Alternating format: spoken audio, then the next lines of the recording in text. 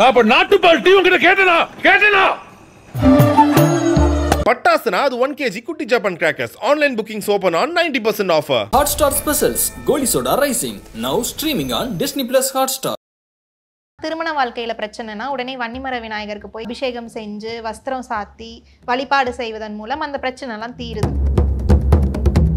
ஒரு திருமண வாழ்க்கையில பிரச்சனை இருந்தாலுமே சரி, கணவன் மனைவிக்கு இடையே சின்ன சின்ன மிஸ் அண்டர்ஸ்டாண்டிங் போகுது அப்படிங்கும் பொழுது இந்த கோயிலுக்கு போயிட்டு மாலை மாத்திட்டு வந்தாங்கன்னாவே போதுமானது. இவரை பார்த்தீங்கன்னா நீங்கள் தாராளமாக சனிக்கிழமையில் தரிசனம் செய்யலாம். சனிக்கிழமையில் செஞ்சீங்கன்னா இந்த 7.5 சனி, கண்ட சனி, அஷ்டம சனி, அர்த்தாஷ்டம சனி இந்த பாதிப்புகள்ல இருந்து தப்பிக்க முடியும்.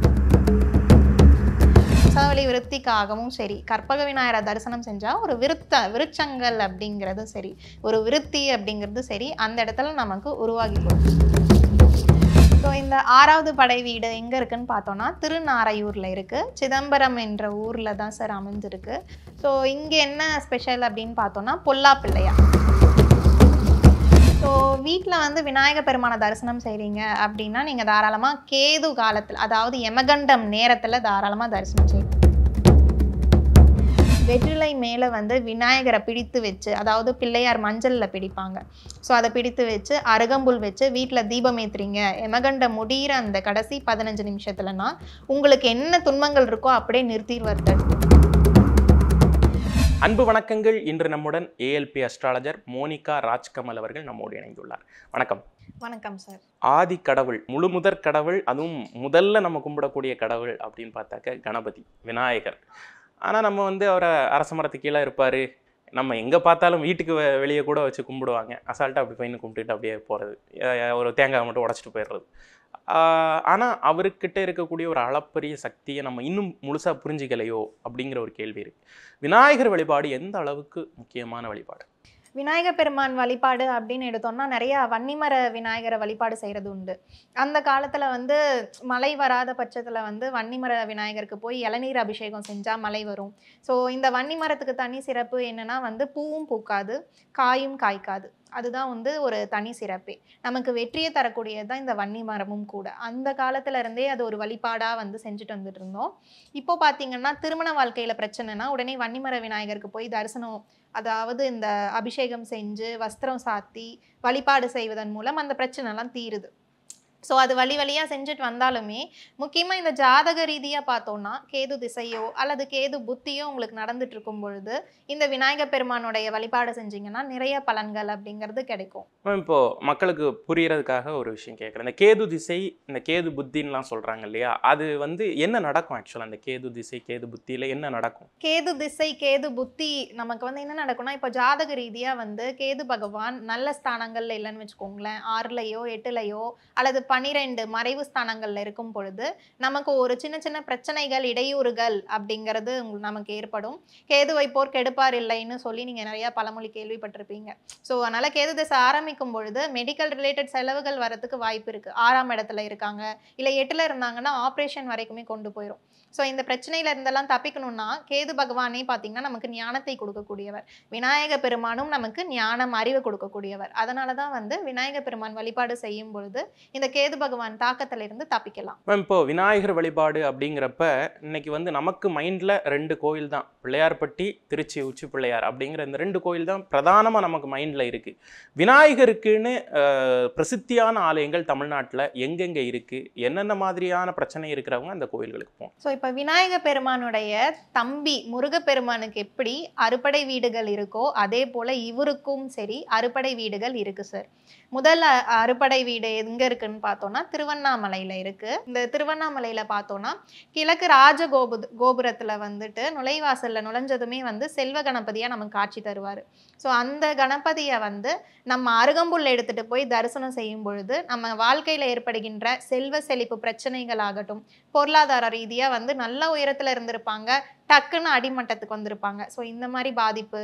அடுத்தது இந்த குழந்தைங்களுக்கு குழந்தை பாக்கியம் இல்லாதவங்க, குழந்தைங்களுக்கு வந்து ஒரு ஆட்டிசம் சம்மந்தப்பட்ட பிரச்சனை இருக்கிறவங்க, இவங்க எல்லாருமே சரி இந்த ஒரு ஆலயத்துக்கு போய் தரிசனம் செஞ்சுட்டு வந்தாங்கன்னா நிச்சயம் நிறைய மாற்றம் நிகழும். அதே போல் நிறைய பேருக்கு கேது புத்தி கேது திசையினால சில பிரச்சனைகளை வந்து தாண்டி வந்திருப்பாங்க. அவங்க எல்லாருமே இந்த கோயில் தரிசனம் செஞ்சாங்கன்னா கேது பகவானால் ஏற்படுகின்ற பிரச்சனைகள் அனைத்துமே வந்து நிவர்த்தி ஆகும். அடுத்த படை வீடு அப்படின்னு பார்த்தோம்னா நமக்கு வந்துட்டு விருதாச்சலத்தில் இருக்குது சார். விருதாச்சலத்தில் அந்த விநாயக பெருமானுடைய பெயர் அப்படின்னு பார்த்தோம்னா ஒரு வித்தியாசமான பெயர், ஆழத்து விநாயகர்னு சொல்லுவோம். இது பேருக்கு தகுந்த மாதிரியே வந்து அந்த சன்னதியும் வந்து ஆழத்துலேயே இருக்குது. நம்ம வந்து ஒரு 16 படிக்கட்டுகள் கீழே இறங்கி போய் தான் வந்து அவரை தரிசனமும் செய்ய முடியும். அவருக்குன்னு தனியாகவே வந்து கொடிமரமும் அமைச்சிருக்காங்க. ஸோ இங்கே ஆழமாக இருக்கக்கூடிய இந்த சன்னதிக்கு இறங்கி போய் நம்மளுடைய குறைகள் கஷ்டங்களை சொல்லி நம்ம கும்பிடும் பொழுது நிச்சயமாக வந்து நிறைய மாற்றங்கள், அந்த படிக்கட்டுகளில் கும்பிட்டுட்டு ஏறி வருவோம் இல்லையா, அப்போ ஏறி வரும்பொழுது நம்ம துன்பங்களை அங்கேயே விட்டுட்டு வர மாதிரி. ஸோ நம்ம துன்பங்கள் அங்கே கரைஞ்சிடுது. ஸோ இதுதான் சார் அந்த கோயிலோட சிறப்பு. இந்த கோயிலுக்கு போகும்பொழுது கட்டாயம் வந்து அருகம்புல் அல்லது எருக்கம்பூ மாலை வந்து கொண்டு போகலாம். இப்போ இந்த ஆழத்து விநாயகர் வந்து எந்த கோயிலில் பிரதானமாக அவருக்குன்னு கோயில் இருக்கா, இல்லை இன்னொரு கோயிலில் அவர் வந்து பரிவார கடவுளாக இருக்காரா? இவருக்கு வந்து தனியாக அந்த கோவிலே இருக்குது சார். ஆழத்து விநாயகர் விருதாச்சலம்னு போட்டிங்கனாவே வந்துடும். இந்த கோயிலுடைய அட்ரஸ் டீட்டெயில் முழு அமைப்பு எல்லாமே வந்துடும். ஏன்னா முதல் முறையாக நான் இப்படி கேள்விப்பட்டேன். ஏன்னா திருவண்ணாமலையில் வந்து பாதாள லிங்கம் நம்ம வந்து கேள்விப்பட்டிருக்கோம். அதே மாதிரி ஆழத்தில் இருக்கக்கூடிய விநாயகர். அடுத்த படை வீடு பார்த்தோன்னா திருக்கடவூரில் இருக்குது நமக்கு. இவருடைய பெயர் என்னன்னு பார்த்தோன்னா கள்ளவாரண விநாயகர் அப்படின்னு சொல்லுவோம். இந்த கோயிலுக்கு வந்து ஒரு புராண கதையே இருக்குது. என்னன்னா வந்து இந்திராதி தேவர்கள்லாம் வந்து ஒரு டைம் இவரை தரிசனம் செய்யாமல் போயிட்டாங்க. ஸோ மறந்து போனனால விநாயகர் கோச்சிட்டு என்ன செஞ்சாருன்னா அவங்களுடைய அந்த கலசம் அமிர்த கலசத்தை எடுத்து மறைச்சு வச்சுட்டாரு. ஸோ அவங்க வந்து தரிசனம் எப்படி செஞ்சாகணும், அதை விட்டுட்டு போயிட்டாங்க இல்லையா, திரும்பி வருவாங்க அப்படிங்கிறதுக்காக. உடனே வந்து அந்த அமிர்த கலசத்தை ஐயோ எங்கே விட்டோமோ தெரியலையே, நம்ம விநாயகரை தரிசிக்காமல் வந்த வினைதான் இது அப்படின்னு சொல்லி மறுபடியும் அந்த தேவர்கள்லாம் போய் தரிசனம் செஞ்சுட்டு அவங்க கையில் வந்து இந்த கலசத்தை திருப்பி கொடுத்துட்டார் விநாயகர். ஸோ அதனால தான் வந்து இந்த கள்ளவாரண விநாயகர்னே அவருக்கு பெயர் வந்தது அந்த இடத்துல. ஸோ அந்த இடத்துல அந்த சன்னதிக்கு யாரெல்லாம் போய் தரிசனம் செய்கிறாங்களோ, ஞானம் அதாவது குழந்தைங்க வந்து சரியாக படிக்கலை அப்படிங்கிறவங்க தாராளமாக இந்த கோயில் கூட்டிகிட்டு போகலாம். ஸோ அறிவு வந்து நல்ல ஒரு மேம்படும்னு சொல்லலாம். நாலேஜ் டெவலப்மெண்ட்டு, இந்த கான்சன்ட்ரேஷன் டெவலப் ஆகிறது, இது எல்லாமே ஏற்படுத்தி கொடுக்கும். ஏன்னா நீங்கள் சொல்லக்கூடிய அந்த விநாயகர்கள் எல்லாமே கொஞ்சம் வித்தியாசமான ஒரு பின்புலத்தோடு இருக்காங்க. முதல்ல நீங்கள் சொன்ன அந்த ஆழத்து விநாயகர் ஆகட்டும், இப்போ இருக்கக்கூடிய கள்ளவாரண விநாயகர். இந்த கள்ளவாரண விநாயகர் இருக்கக்கூடிய அந்த எக்ஸாக்ட் லொக்கேஷன் மேம் திருமுதுகுன்றம்னு ஒரு ஊர் சார். அந்த ஊரில் தான் அமைந்திருக்கார். அடுத்தது 4வது படை வீடு மதுரை மீனாட்சி அம்மன் கோயில் போயிருக்கீங்களா சார்? ஸோ அந்த கோயிலில் வந்துட்டு நமக்கு ஒரு கணபதி அதாவது வரசித்தி விநாயகராக காட்சி கொடுக்குறாரு. அந்த கணபதியை தான் வந்து நம்ம வழிபாடு செய்யணும். அங்கே போகும் பொழுது பார்த்தோன்னா முக்கியமாக இந்த கேது திசை கேது புத்தி அல்லது வந்து லக்னத்தில் கேது இருக்கிறவங்க, 2ஆம் இடத்துல கேது, ஸோ ஜாதக ரீதியாக இவங்க எல்லாருமே அந்த கோயிலுக்கு தாராளமாக போகலாம். திருமண தடை அப்படிங்கிறது முழுசாவே அகலும்.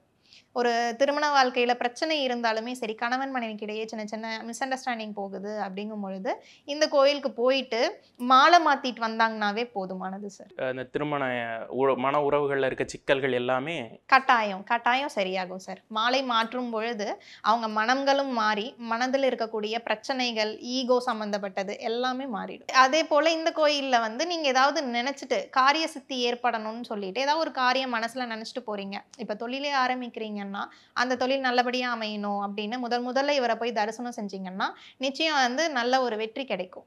அடுத்த 5ஆம் படை வீடு பார்த்தோம்னா பிள்ளையார்பட்டி. இந்த கோயிலுக்கு நிறைய பேர் போயிருப்பாங்க. பிள்ளையார்பட்டியில் இருக்கக்கூடிய இந்த கற்பக விநாயகரை தான் நம்ம வந்து தரிசனம் செய்யணும். இவரை பார்த்தீங்கன்னா நீங்கள் தாராளமாக சனிக்கிழமையில் தரிசனம் செய்யலாம். சனிக்கிழமையில் செஞ்சீங்கன்னா இந்த 7.5 சனி, கண்ட சனி, அஷ்டம சனி, அர்த்தாஷ்டம சனி இந்த பாதிப்புகள்ல இருந்து தப்பிக்க முடியும். கற்பக விநாயகரை வந்து நம்ம நிறைய பேர்கிட்ட நான் கேட்க விரும்புகிற கேள்வி, இப்போ மற்ற விநாயகர்களுக்கும் கற்பக விநாயகருக்குமான அந்த உருவ வேறுபாடே வந்து வித்தியாசமாக இருக்கும். அப்படி ஒரு கம்பீரமாக அப்படி உட்கார்ந்துட்டு இருப்பார், கையிலெல்லாம் நிறைய மோதிரெல்லாம் போட்டுட்டு. இப்போ அந்த கற்பக விருட்சம் அப்படின்னு அவர் சொல்றதுக்கான காரணம் என்ன? நமக்கு குழந்தை பாக்கியம் இல்லாதவங்களும் சரி சார், இந்த கற்பக விருட்சம் அப்படிங்கிற ஒரு விருட்சம் ஏற்படும். நமக்கு வந்து இப்போ தொழில் விருத்தி ஏற்படணும், அதே போல் வந்து இந்த குழந்தை பாக்கியம் வருஷமா, அதாவது வழி வழியாக குழந்தை பெக்காதவங்கலாம் இருப்பாங்க. அண்ணனுக்கும் குழந்தை இருக்காது, தம்பி ஃபேமிலிக்கும் குழந்தை இருக்காது. இந்த மாதிரி வம்சாவளி விருத்திக்காகவும் சரி, கற்பக விநாயகரை தரிசனம் செஞ்சால் ஒரு விருட்சங்கள் அப்படிங்கிறதும் சரி, ஒரு விருத்தி அப்படிங்கிறது சரி, அந்த இடத்துல நமக்கு உருவாகி கொடுக்கும். இப்போ பிள்ளையார்பட்டியை பொறுத்தவரை நம்ம எல்லாருமே சொல்லுவாங்க அதுதான் முதல் விநாயகர் கோயில் அப்படிங்கிற மாதிரி எல்லாம் சொல்லுவாங்க. இப்போ பிள்ளையார்பட்டி கோயிலுக்கு பொதுவாக மக்கள் வந்து போகிறதுக்கு என்ன மாதிரியான பிரச்சனைகள் இருக்கவங்கலாம் போகலாம்? இப்போ நீங்கள் ஒரு செட் ஆஃப் இது சொன்னீங்க, வழக்கமாக இப்போ விநாயகர் வழிபாடு பண்ணணும் அப்படின்னு நிறைய பேருக்கு ஜாதகத்தில் சொல்லியிருப்பாங்க. அங்கே இருக்கக்கூடிய வழிபாடுகள் அதை பற்றி கொஞ்சம் சொல்லுங்கள். விநாயகர் பெருமான் வழிபாடு பிள்ளையார்பட்டி யாரெல்லாம் போனான்னா, திருமண தடையில் இருக்கிறவங்க அல்லது டைவர்ஸ் அப்ளை பண்ணிட்டு கோர்ட்டு கேஸ் சம்மந்தப்பட்ட பிரச்சனையில் இருக்கிறவங்க போகலாம்.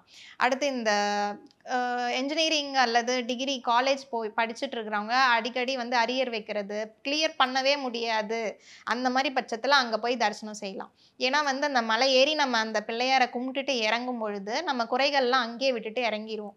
ஸோ அதனால் தாராளமாக அவங்கெல்லாம் போகலாம். துன்பங்கள் அதிகமாக இருக்குன்னா இந்த கோயிலுக்கு போகலாம் சார். மெயினாக 6வது படை வீடு. ஸோ இந்த 6வது படை வீடு எங்கே இருக்குன்னு பார்த்தோன்னா திருநாரையூரில் இருக்குது. சிதம்பரம் என்ற ஊரில் தான் சார் அமைஞ்சிருக்கு.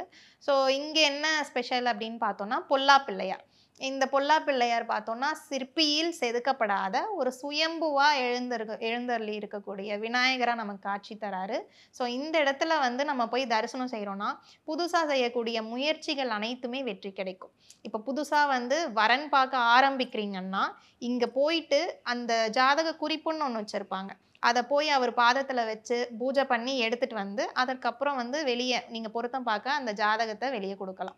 அந்த மாதிரி செய்கிறப்போ உங்களுக்கு வெற்றிகள் கிடைக்கும், சீக்கிரமாக வரன் வந்து ஃபிக்ஸ் ஆகும்.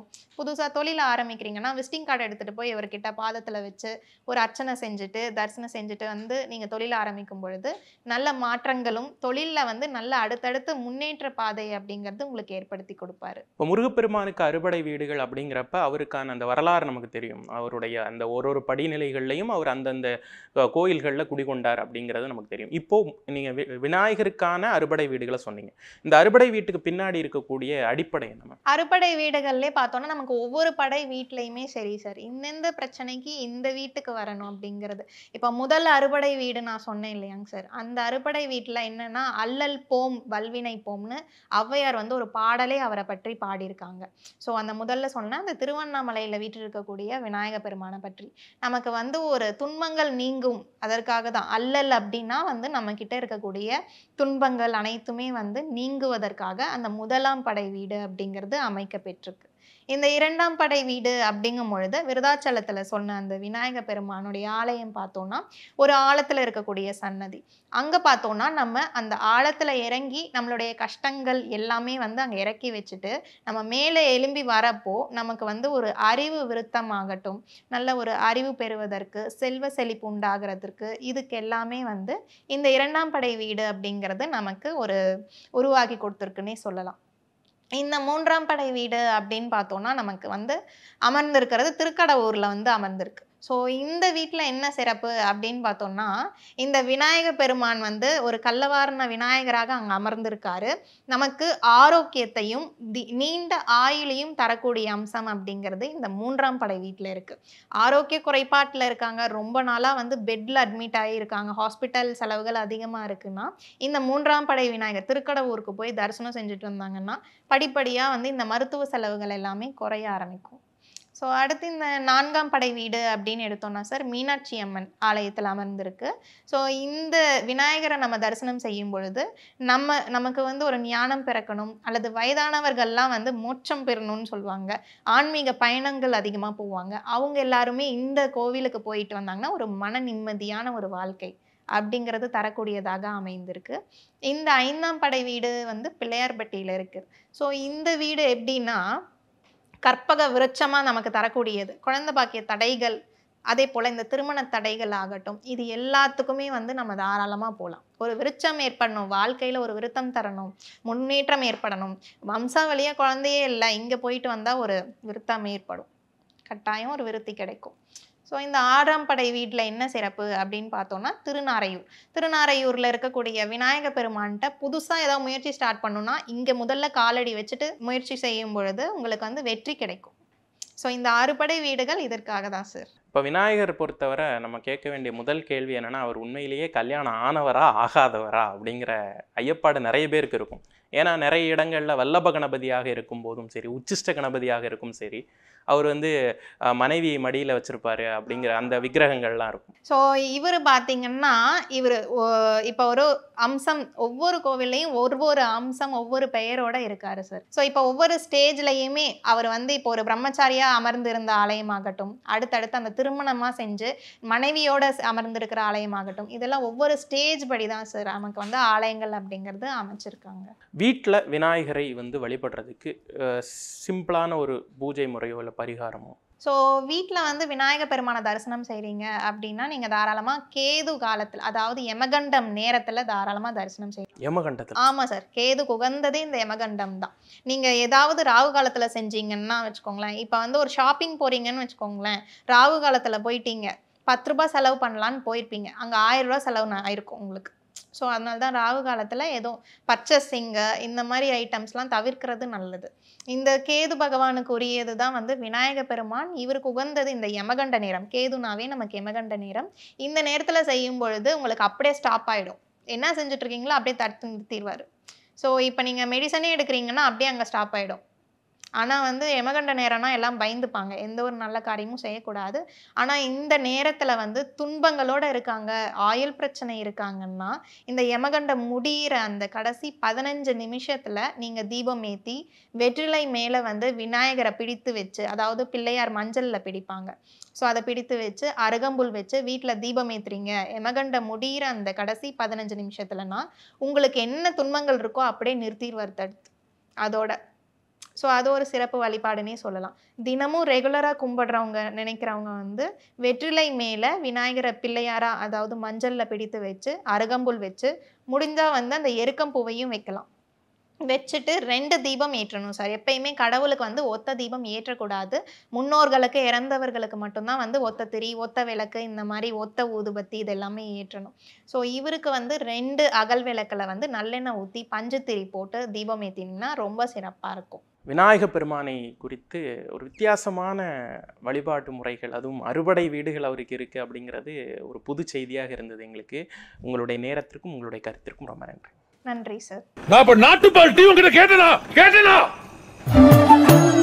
பட்டாசுனா அது 1 kg குட்டி Japan crackers. Online bookings open on 90% offer. Hotstar Specials Goli Soda Rising now streaming on Disney Plus Hotstar.